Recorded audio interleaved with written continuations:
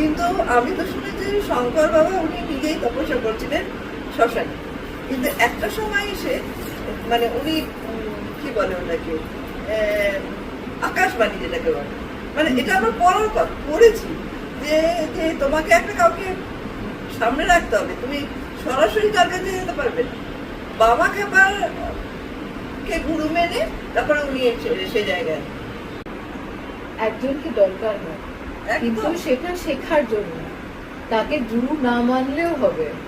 যে আমি সেখানে ভগবানের কথা বলছিলাম যে আমি যদি দেবীকে গুরু মানি তাহলে তাকেই গুরু মানবো। তার যখন ইচ্ছা হবে সে আরেকজনকে পাঠিয়ে দেবে, তুমি যতটা তোমার শেখার দরকার সে তোমাকে শিখিয়ে দেবে। এবার আমি বলছি যদি আমি চাই আমার সাথে কেউ কথা বলুক তাহলে আমি তাকে আমার মোবাইল নম্বরটা দেবো, নাহলে আমি তাকে দেবো না। তার কাছে যদি আমার মোবাইল নাম্বার না থাকে সে কি আমাকে ফোন করতে পারবে? সে ফোন করতে পারবে না। আমি চাইবো তখন সে আমাকে ফোন করতে পারবে। তাহলে এটা দেবীর চাওয়ার ব্যাপার আছে যে সে চাইবে আর একজন তার সম্বন্ধে জানুক, তখনই সে আর একজনকে পাঠাবে তার কাছে যাতে সে তার সম্বন্ধে কিছু শিখতে পারে। আমি এটাই বলছি।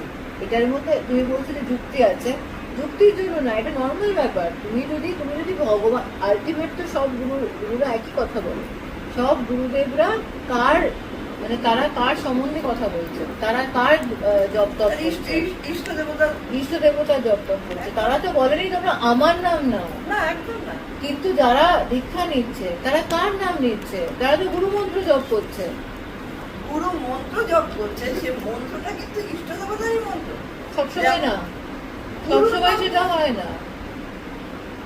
গুরু মন্ত্র যখন দেয়, এবার গুরুদেব যে মন্ত্র দেয় সেটা হয়তো আলাদা হতে পারে। অনেকে তো গুরুর নামেই মন্ত্র জপ করে, এটা জানো তো? এটাও তো করে। সেটা আমার মনে হয় ভুল, সেটা ভুল।